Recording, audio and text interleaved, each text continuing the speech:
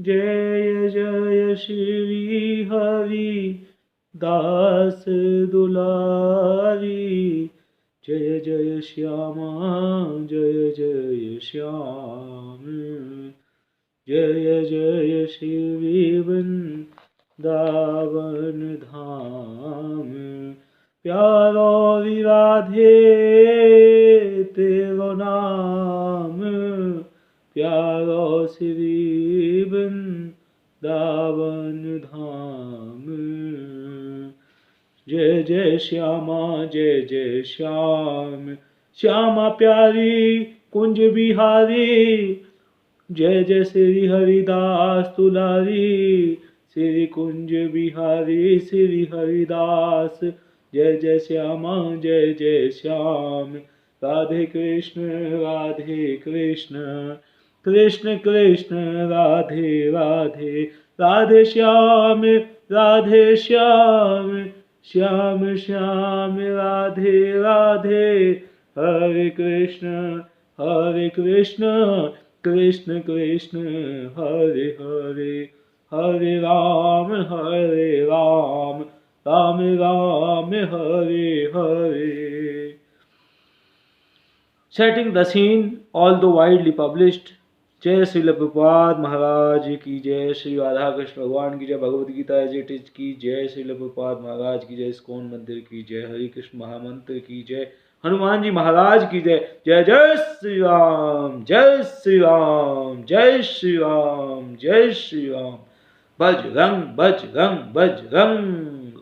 Although widely published and read by itself, Bhagavad Gita originally appears as an episode in the Mahabharata, the epic Sanskrit history of the ancient world. The Mahabharata tells of events leading up to the present age of Kali. It was at the beginning of this age, some 50 centuries ago, Lord Krishna spoke Bhagavad Gita to his friend and devotee Arjuna.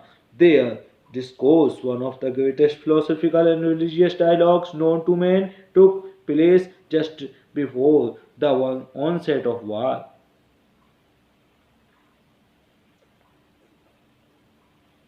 A great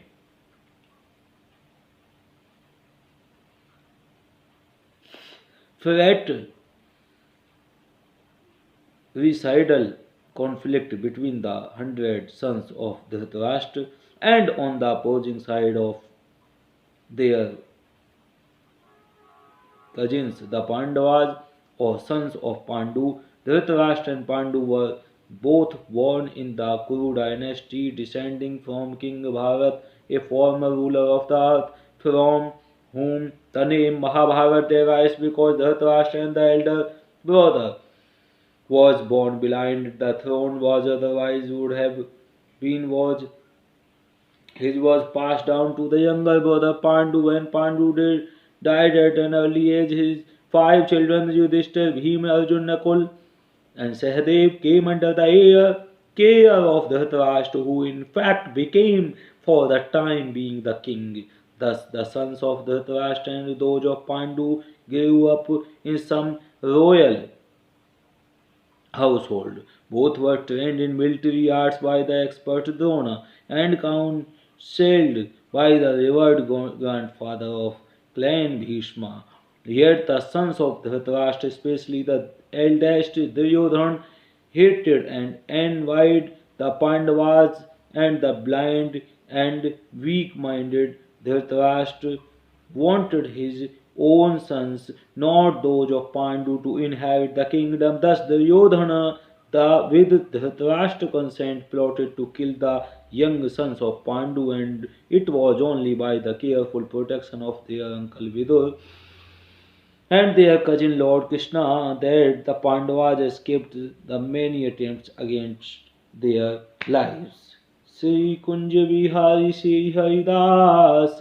Now Lord Krishna was not an ordinary man but the Supreme Godhead himself, who had descended to earth and was playing the role of a prince in the contemporary dynasty. In this role he was also the nephew of Pandu's wife Kunti, or Prathas, the mother of the Pandavas, so both as a relative and as the eternal upholder of religion, Krishna favored the righteous sons of Pandu and protected them.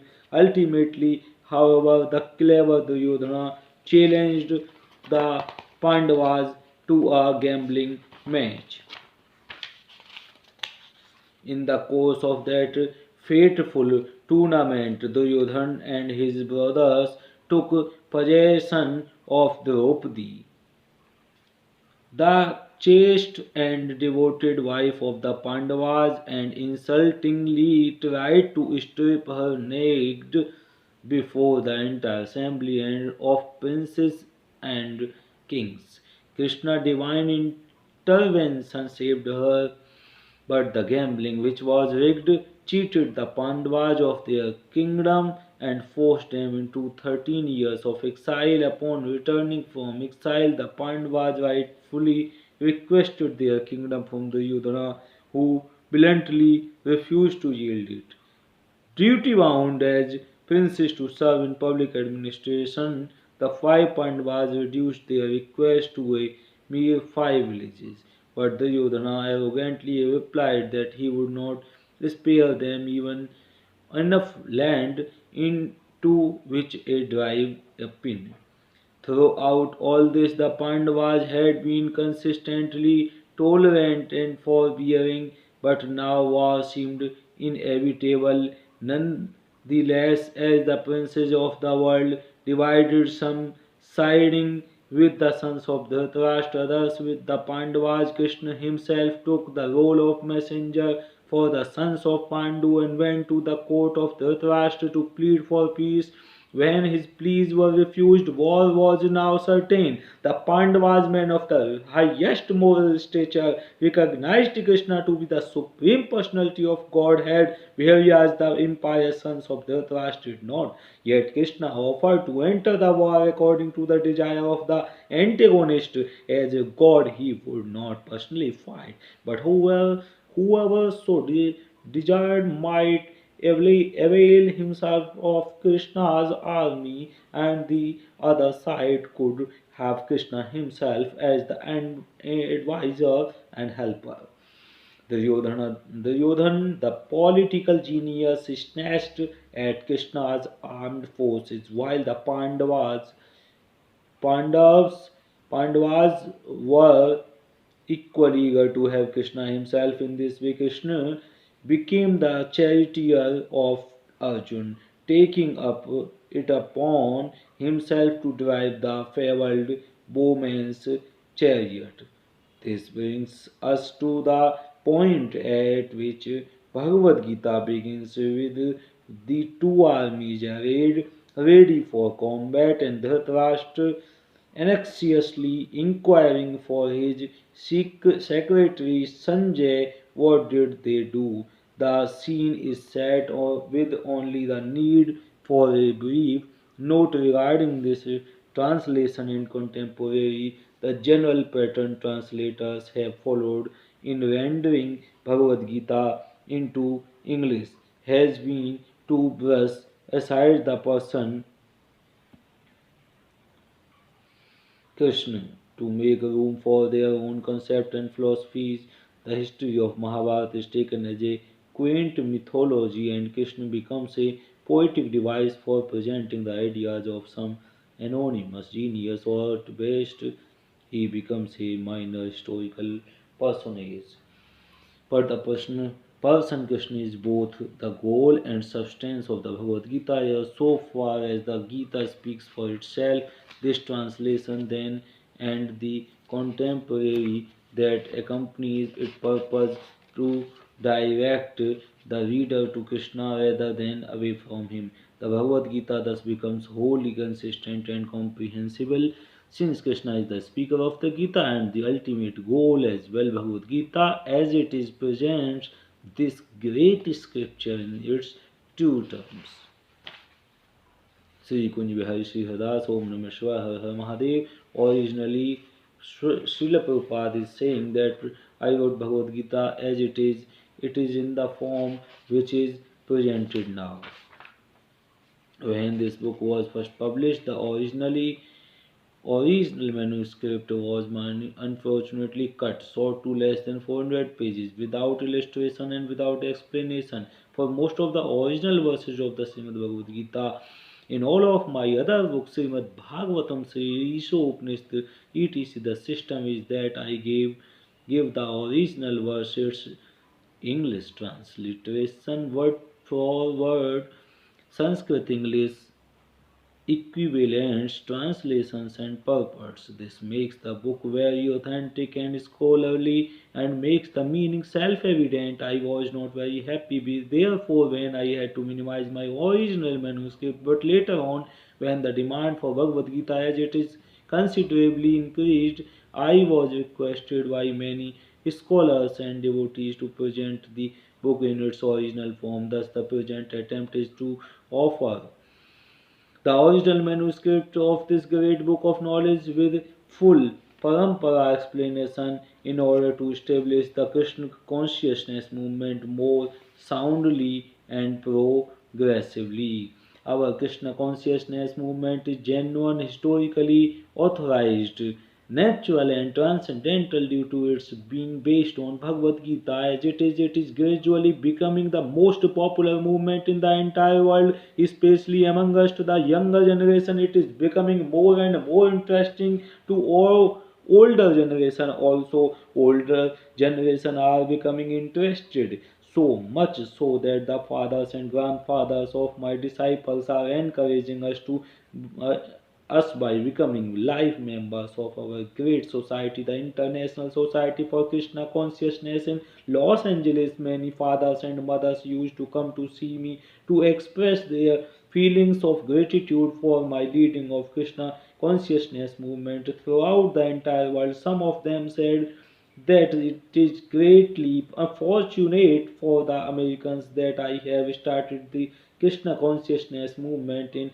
America, but actually the original father of this movement is Lord Krishna himself, since it was started a very long time ago, but is coming down to human society by disciplic succession. If I have any credit in this connection, it does not belong to me personally, but it is due to my eternal spiritual master, His divine grace. Om Vishnu Pad Paramhans परिव्राजक आचार्य 108 श्री श्रीमद भक्ति सिद्धांत सरस्वती गोस्वामी महाराज प्रभुपाद की जय. And if personally I have any credit in this matter, it is only that I have tried to present Bhagavad Gita as it is, without any adulteration.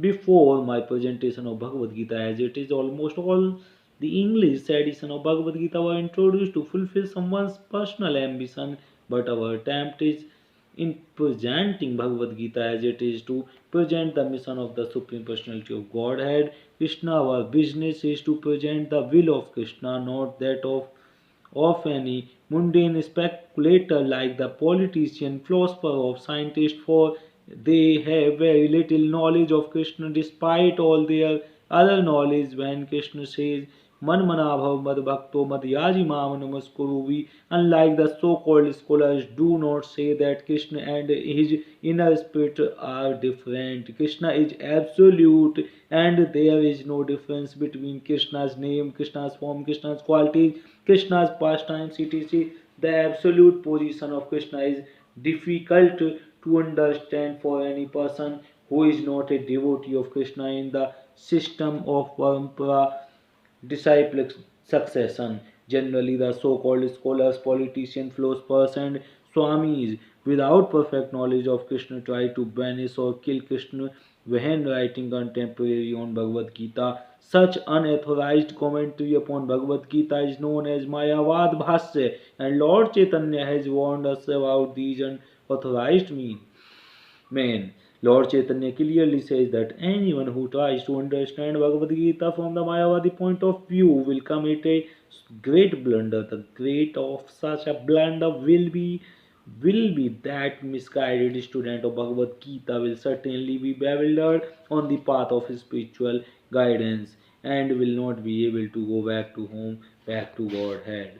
Only our purpose is to present the Bhagavad Gita as in order to guide the conditions straight to the same purpose for which Krishna descends to this planet once in a day of Brahma on every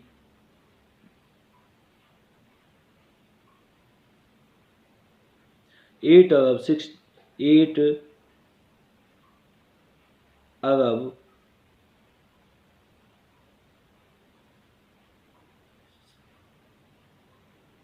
60 crore.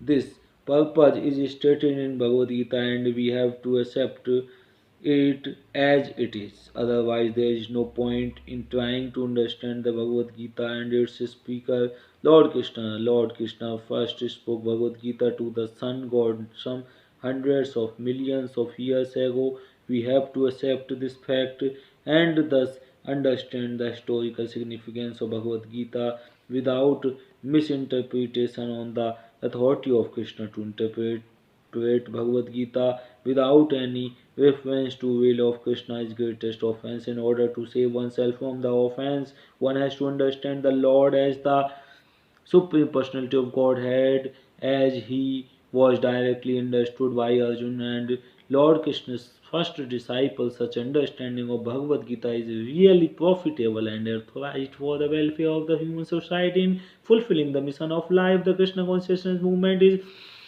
essential in human society for it offers the highest perfection of life. How this is so is explained fully in Bhagavad Gita. Unfortunately, mundane wranglers have taken advantage of Bhagavad Gita to push forward their demonic propensities and mislead people regarding right understanding of the simple principles of life.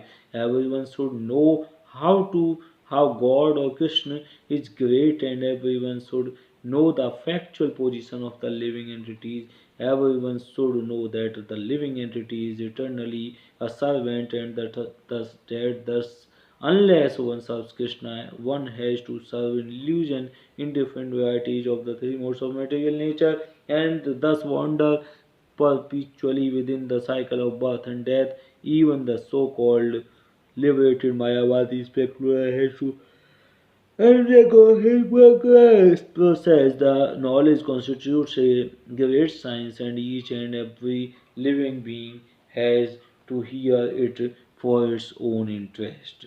Sri Kunji Bihari, Sri Haridas, Om Namah Shivaya, Har Har Mahadev. People in general, especially in this age of Kali, are enamored by the external energy of Krishna and they wrongly think that the advancement of material comforts will men will be happy. They have no knowledge that the material or external nature is very strong, for everyone is strongly bound by the stringent laws of material nature. The living entity is happily at the part and parcel of Lord, and thus his natural function is to render the immediate service to the Lord.